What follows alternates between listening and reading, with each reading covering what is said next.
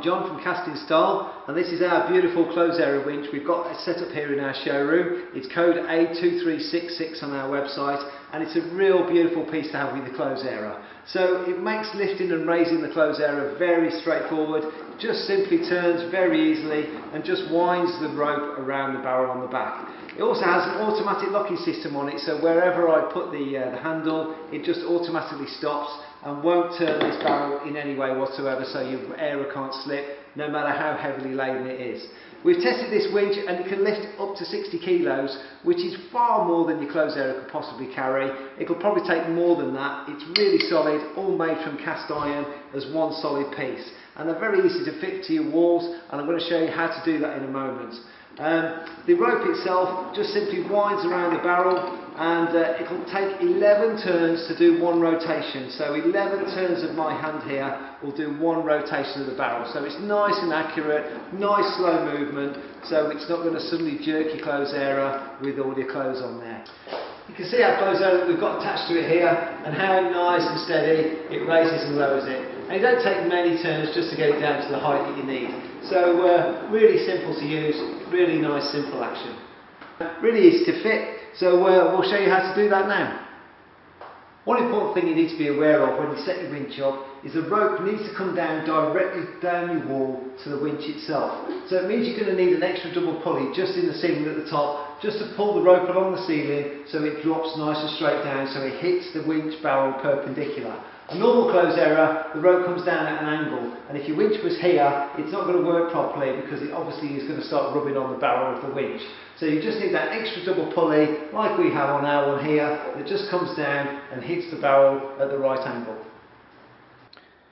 In order to install your clothes airer winch, you first need to take it apart. So you're going to need a small spanner just to release the nut on the front, just to unwind it. So that comes off freely. So when you've taken it out, and you should be able to do it by hand once you've got it free, you can then remove it. Make sure you keep this washer that's on the top. So that washer is quite important there. It just prevents it from sticking when it's rotating around. So we've got the nut out.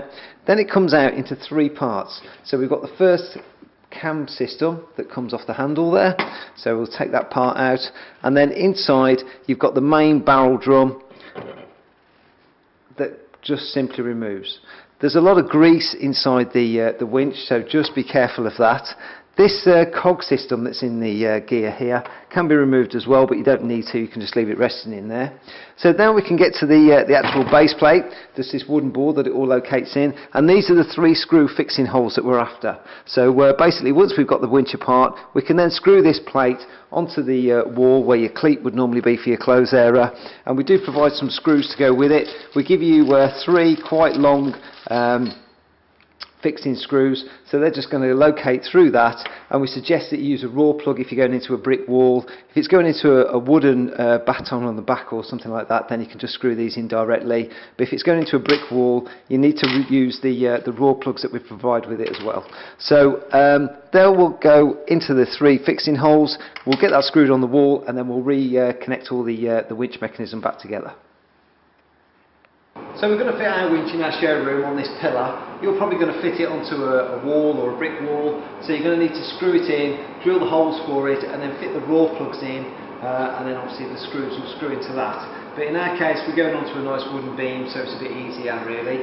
We're just going to screw our winch onto the wall about here, and the way the winch goes on the back plate, you've got the cam retaining arm here at the bottom, so that needs to go at the bottom, not at the top of the winch. It must go at the bottom. And basically you can just use a spirit level on the side just to check you've got it nice and vertical there. It doesn't have to be really accurate, just to make sure it looks aesthetically nice on your wall. So once it's in the right position, just need to mark these holes with a pencil, just so we know where they're going to locate, and then we can drill some pilot holes for them and put the screws in.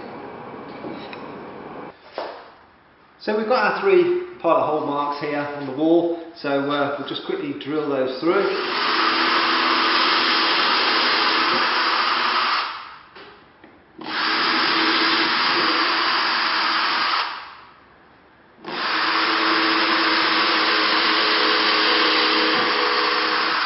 And there we go.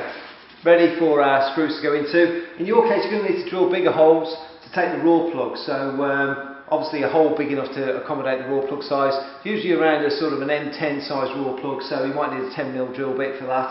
But just check it against the size of the raw plug and then drill it through all the way through your brickwork, push the raw plugs in, and then you're ready to go to screw the plate to the wall. Okay, so we've got our holes ready, so we'll just get ready to screw these in. Just line them up with the plate and the screws all together. Just be aware of the grease that's on these plates as well. You don't want to get any on your walls or on your clothes or anything. So just get that one lined up in the back there, and then we can just drill those and secure them incorrectly.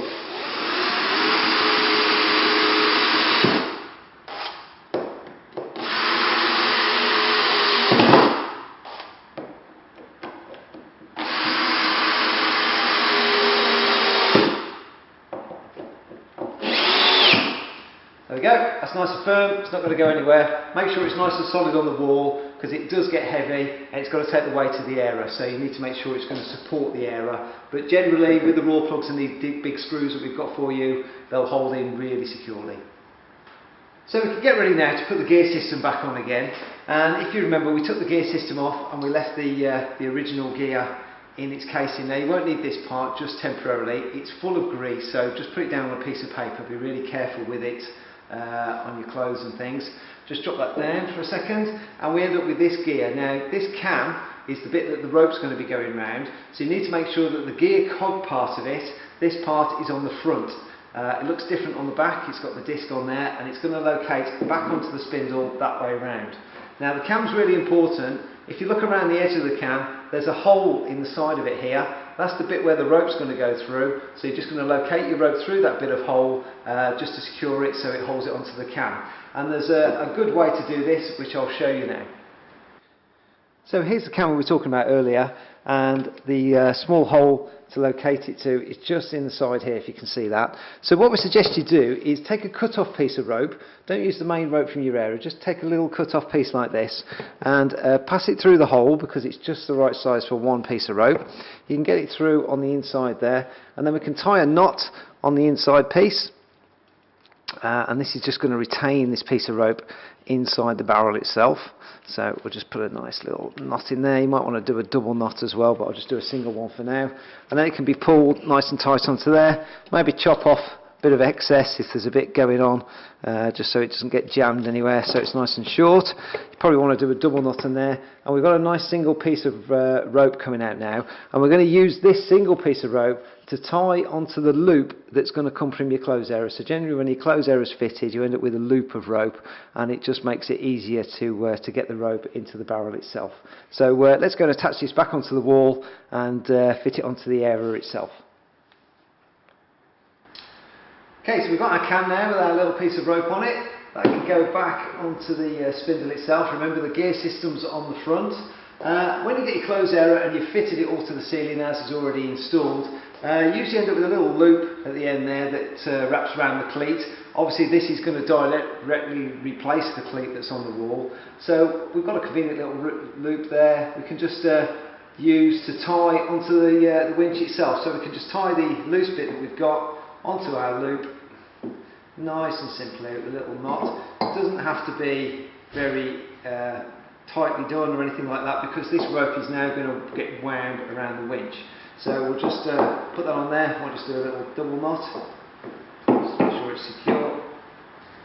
There we go, and then we can cut off any excess again, just off the end.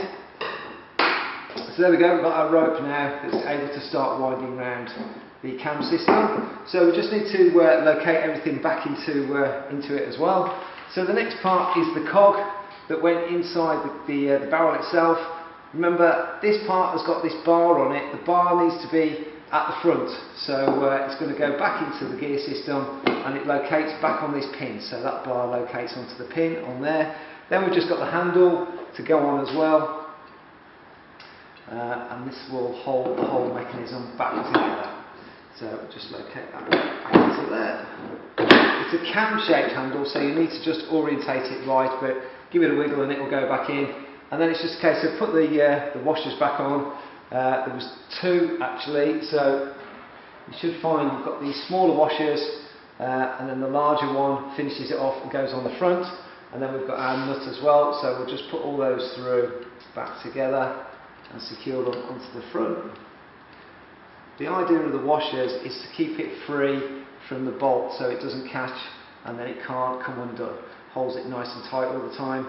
And then we'll just finish it off with our spanner, just to tighten that nut up on the front there, like so.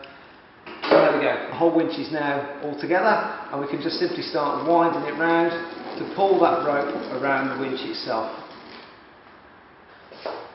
So there we have it, everything's nice and tight. It's really easy to turn the winch, it lifts the airer absolutely superbly, it's very straightforward to use, and it automatically locks, so as soon as I've let go of it, it can't move back. The barrel automatically locks into position, there's no way you can turn it, so wherever you turn it to, it'll just stay put and it just releases the rope as it needs to go.